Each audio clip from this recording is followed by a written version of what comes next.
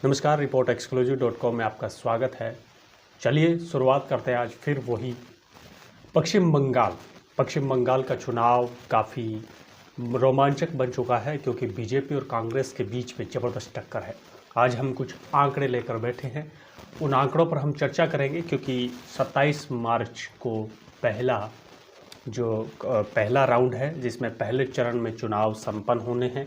पश्चिम बंगाल में क्या कुछ कहता है चुनाव का गणित, उस पर चर्चा करेंगे, लेकिन उसी के साथ हम आपको बता दें लगातार पश्चिम बंगाल को लेकर हम आपको अपडेट दे रहे हैं।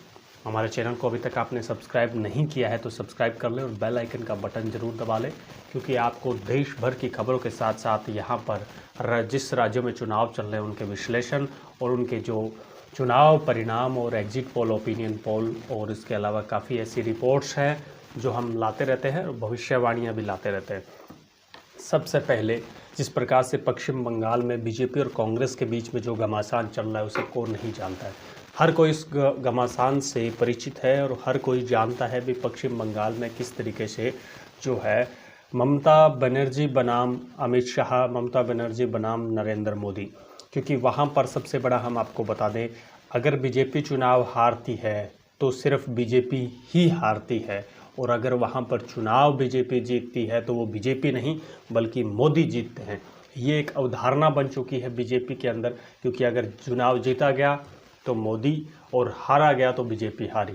क्योंकि चुनाव जो है सीधे तौर पर, साफ तौर पर कहा जा सकता है, जब से बीजेपी की सरकार में मोदी प्रधानमंत्री बने हैं तब से लेकर अब तक सिर्फ और सिर्फ बीजेपी ने एक ही चेहरे को सामने किया है, वो है नरेंद्र मोदी।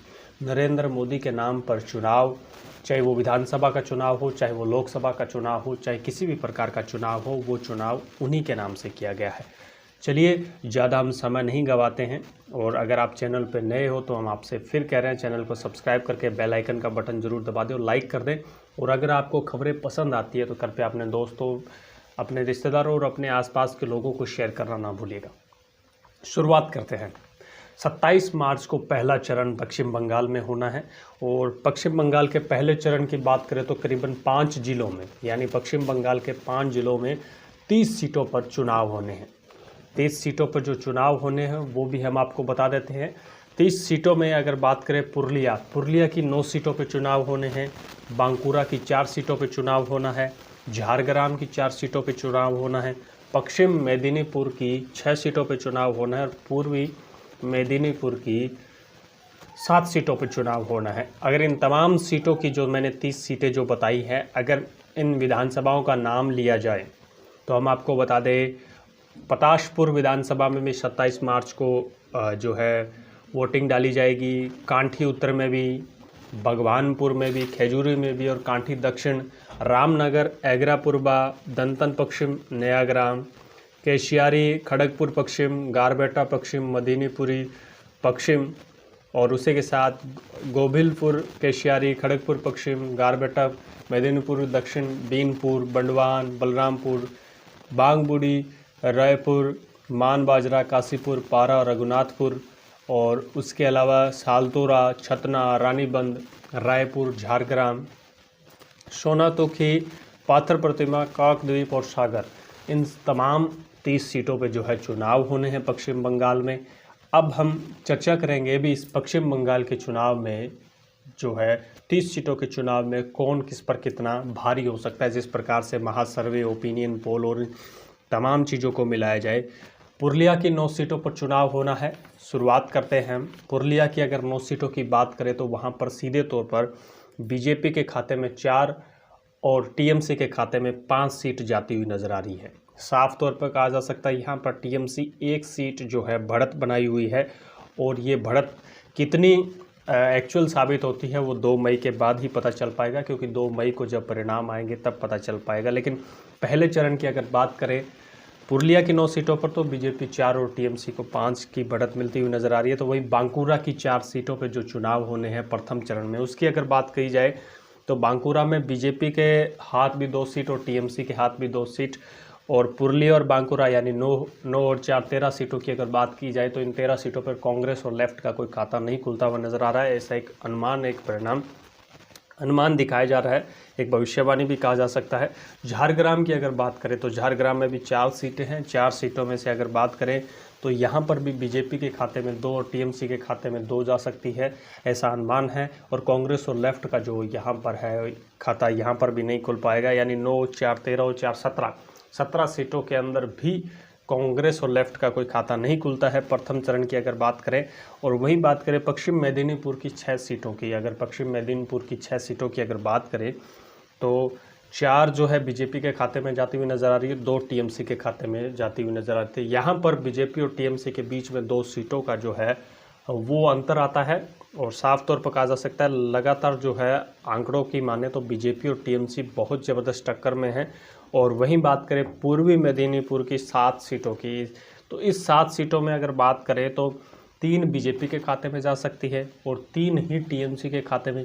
यहाँ पर भी बीजेपी और टीएमसी की ज़बरदस्त टक्कर है पूर्वी मेदिनीपुर पर।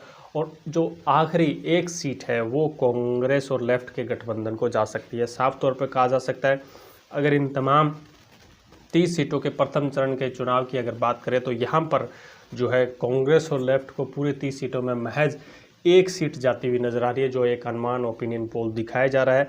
तो वहीं अगर टोटल इन आंकड़ों की बात की जाए 30 सीटों की, तो यहाँ पर बीजेपी के खाते में 15 और 14 सीटें जो है टीएमसी के खाते में और कांग्रेस और लेफ्ट के खाते में 1 सीट जा रही है। यहाँ पर कहीं ना कहीं साफ तौर पर देखा जा सकता है कि कांग्रेस और लेफ्ट जो है बिल्कुल पिटता हुआ नज़र आ रहा है। कांग्रेस और लेफ्ट, जहाँ लेफ्ट का एक बहुत बड़ा दबदबा रहा है लेकिन वो कहीं ना कहीं कमज़ोर हुआ है पिछले 10 सालों में।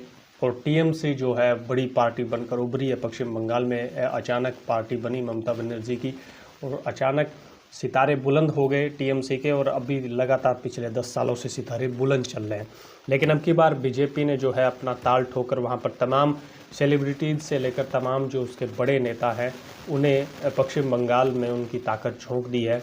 चाहे वो सीएम योगी आदित्यनाथ हो, चाहे नरेंद्र मोदी खुद हो, चाहे वो अमित शाह हो, चाहे जेपी नड्डा हो, चाहे बहुत सारे ऐसे सेलिब्रिटीज़ हैं जो बीजेपी में शामिल हो रहे हैं, तो वो भी अपनी अपनी रैलियां जो है वो पश्चिम बंगाल में कर रहे हैं। ये अनुमान कितना सटीक बैठ पाता है ये तो 2 मई को पता चलेगा। लेकिन दोस्तों आप क्या राय रखते हो? क्या आपको जो ये विश्लेषण, जो ओपिनियन पोल या फिर जो भविष्यवाणी जो हमने दिखाई है, आप उससे कितना सहमत हो?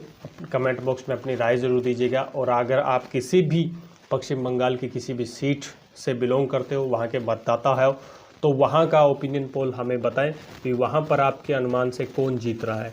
और रही बात आप भारत के किसी भी कोने से हो तो भी कमेंट करके ज़रूर बताइएगा भी आपका क्या अनुमान है पश्चिम बंगाल में बीजेपी या टीएमसी या कांग्रेस या लेफ्ट, इन चारों में से किसकी सरकार बनेगी।